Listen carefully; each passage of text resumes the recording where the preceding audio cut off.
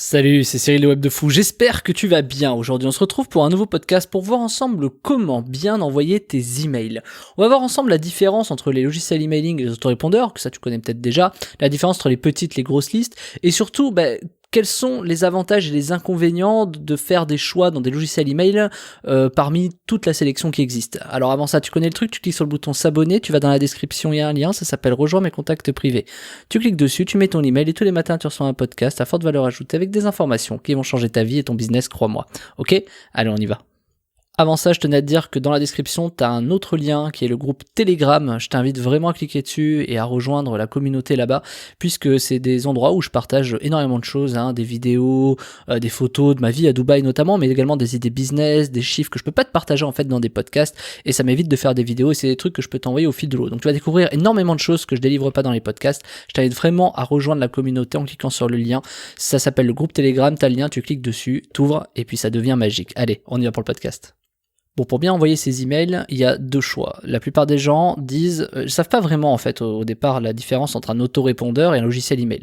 Moi, quand on me dit est-ce qu'il vaut mieux que je passe par Mailjet ou par Reggie autorépondeur, franchement, moi j'hallucine un peu. C'est un peu comme quand quelqu'un veut faire des crêpes et qui dit faut mettre de la fleur d'oranger ou du rhum. Tu sais bien que ça va pas avoir du tout le même goût. Donc évidemment, c'est peut-être pas un très bon exemple, mais c'est pour te dire que des gens comparent des choses qui ne savent même pas eux-mêmes pourquoi ils les comparent en fait. Un autorépondeur, c'est quelque chose qui envoie des emails au fil de l'eau. Par exemple, t'as quelqu'un qui s'inscrit, tu lui envoies salut, bienvenue, machin, tu vois. À chaque nouvelle inscription, c'est vraiment un autorépondeur. C'est vraiment le cas de le dire. Salut, vous êtes bien sur la boîte, tu vois. C'est vraiment le principe d'un autorépondeur. Un logiciel mailing comme Mailjet, Mailchimp, Sendinblue, etc., c'est un logiciel qui est vraiment dédié à l'email. Eux peuvent avoir une partie autorépondeur, mais ils ne font pas que ça. C'est des logiciels d'envoi d'emails en masse, tu vois, tu peux envoyer 100 000 emails avec les jeux autorépondeurs, c'est un peu plus délicat. C'est pour donner vraiment l'exemple. Et Aweber, GetResponse sont des logiciels d'autorépondeur. On peut les confondre, puisqu'à la fin, on ne fait qu'envoyer des emails. Tu vois, toi, t'envoies peut-être 500 emails ou 2000 emails, et tu vas te dire, ah oui, mais c'est un logiciel emailing qu'il me faut. Non, un logiciel emailing, c'est quand t'envoies peut-être 2000 emails, 3 fois par jour, ou des trucs comme ça. Tu vois, c'est ça, là, il te faut un logiciel emailing. Ensuite, la différence, elle est assez simple, c'est que un autorépondeur ou un logiciel mailing ont la même infrastructure derrière, c'est-à-dire qu'ils ont les mêmes conceptions. À la fin, c'est un truc qui envoie des emails avec des IP et un nom de domaine. La différence, c'est que dans les logiciels emailing, ils sont dédiés, par exemple, au fait que, je sais pas, t'as 10 clients sur les mêmes IP, par exemple, qui peuvent permettre d'augmenter ta délivrabilité, ta visibilité, etc. Alors que sur un autorépondeur, c'est un peu pareil, mais ils vont le dédier par client, tu vois, ils vont vraiment le segmenter. Donc la nuance est très mince à comprendre quand t'es pas dans l'email. C'est d'ailleurs sur ça qu'ils jouent clairement, mais à la fin c'est la même chose, c'est-à-dire on envoie des emails et on fait ça avec des IP. Sauf que la façon dont on le fait change. Parce qu'en envoyant des emails au fil de l'eau, on n'envoie pas 500 mails d'un coup. Tu vois. Alors quand on envoie 500 mails d'un coup avec Mailjet ou Mailchimp, là il y a une grosse différence. Parce que pourquoi ? Que tu comprennes bien. En fait, quand on envoie des emails, on sait bien que sur 500 emails, c'est pas 500 Gmail. Il va y avoir, je te dis ça à l'arrache, peut-être 300 Gmail, 100 Orange, 80 Wanadoo, 30 SFR, et en fait, quand on envoie des emails, on doit se connecter à ces gens-là. C'est-à-dire, bonjour Orange, est-ce que je peux laisser passer cet email ? Comme un péage. Orange te dit oui ou non. S'il te dit non, ça peut être pour plein de raisons. Mais imaginons, il te dit oui, ok, vous garez là, monsieur, il y a les flics qui t'arrêtent, là, sous-entendu, tu vas dans la boîte de spam. Ou tu continues et tu dis, ok, c'est roue libre, on y va, c'est bon, j'arrive à bon port. C'est vraiment le même principe. Et tu dois faire ça à chaque péage. Donc chaque péage est matérialisé par Orange ou par SFR, par Gmail, par là. Voilà. Et ça, un autorépondeur le gère pas. Puisque, les gars, j'ai qu'une voiture qui passe au péage, bon, c'est bon, laissez-la passer. C'est un peu le principe. Et c'est pour ça qu'on a l'impression, en règle générale, que les autorépondeurs délivrent mieux que les logiciels email. La seule différence, et elle est bien là, c'est que c'est la même technologie. Tu vois, il y a un péage, il y a une voiture, on passe, tu vois, c'est pareil. La différence, c'est que quand t'es en trafic saisonnier et que tu dois partir en vacances, il faut que quelqu'un gère bien le trafic. Tu vois un peu l'idée ? Alors qu'un autorépondeur, quand t'as qu'une voiture qui va dans le Larzac en plein mois de décembre, mois de janvier, parce qu'on va dire que décembre, il y a Noël, bon, en plein mois de janvier, il est un peu seul, tu vois. Et c'est un peu le principe, donc ils le laissent passer, ils sont plus cool, tu vois. Mais ça, c'est l'idée. Maintenant, imagine, t'as une voiture qui passe toutes les minutes. Par la même personne, c'est la même personne qui conduit, ça paraît bizarre, mais imagine, tu vois, là, à un moment donné, ils vont se poser des questions. Donc c'est là où les autorépondeurs, si tu veux, ils ont du mal à quand même laisser passer beaucoup d'emails, et c'est pour ça qu'ils se spécialisent dans des petites quantités. Mais c'est pas vraiment pour toi qu'ils font ça, c'est pas vraiment pour l'expérience client, c'est fait pour la réputation, c'est-à-dire que du coup ils ont pas de spammers, ils ont pas de problème, et ils délivrent forcément bien puisque c'est un par un, donc et c'est ce qu'ils vont te montrer, regarde comment on délivre bien, regarde le taux, regarde tes taux d'ouverture, forcément. Mais là où on fait vraiment quelque chose de pertinent dans l'email, c'est quand justement on sait gérer du trafic, tu vois, ce qui finalement est assez logique. Regarde, je te donne un autre exemple très rapide.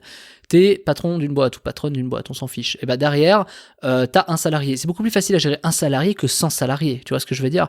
Donc du coup, la question est celle-ci. Sauf que si t'as pas 100 salariés, tu n'arriveras jamais à faire énormément, tu vois. Donc évidemment, t'as un choix à faire, t'as des choses à déléguer, etc. Et c'est important. Donc il y a une cassure à partir de 5000 emails. Hein. Normalement, il y a une cassure qui est, ok, les petits logiciels de base, ça sert un peu à rien. Tu vois, moi par exemple, j'inscris les contacts chez moi chez ClickFunnels, mais j'envoie pas à travers ClickFunnels, j'envoie à travers Mailchimp.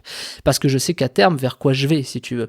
Et justement, pour ça, il faut savoir que sur Mailchimp, il y a des choses que tu dois faire dès le départ, qui permettent de bien délivrer, qui permettent de faire plein de choses. Parce que je sais qu'à terme, je vais pas avoir que, je sais pas, 5 ou 10 000 emails. Je sais que j'en aurai au moins 50, 60 000. Et donc, du coup, je sais à quel point c'est important d'aller vers là pour assurer une réputation, montrer une fidélisation. Pourquoi? Parce que quand tu as des problèmes futurs qui arrivent, il faut que tu montres que tu es une notoriété, que tu es déjà envoyé, que tes IP sont là. En fait, ça te permet vraiment de faire des choses qui sont insoupçonné du commun des mortels, puisque quand tu as des IP et des domaines qui existent depuis longtemps et où d'un coup tu augmentes tes volumes, bah là ils te regardent un peu plus un peu plus pertinemment, on va dire, j'allais dire intelligemment, mais voilà.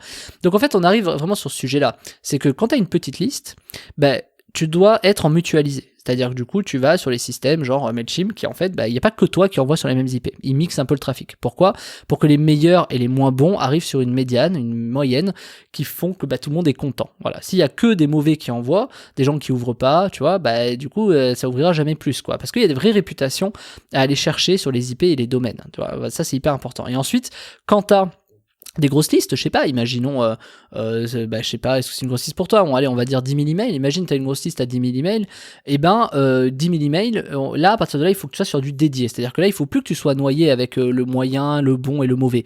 Pourquoi? Parce que finalement, tes taux d'ouverture vont stagner, et c'est souvent le cas des gens qui utilisent des ClickFunnels, des systèmes.io, etc., c'est que, en fait, ça stagne, et eux, leur capacité, c'est juste d'augmenter plus de personnes, mais ça va stagner, les taux d'ouverture vont stagner, ils vont peut-être faire des petits élans en mode, oh, j'ai fait un super objet, un super expéditeur, regarde, mais ça va stagner. Et ça, c'est vraiment compliqué, puisque ils se rendent pas compte. Donc leur seule solution, c'est de continuer à envoyer sur de la masse. Et bien sûr que plus t'as de masse, plus entre guillemets, t'as l'impression que ça augmente. Sauf que c'est pas vrai. Tu perds au moins 3 ou 4 fois du chiffre d'affaires à pas aller autre part.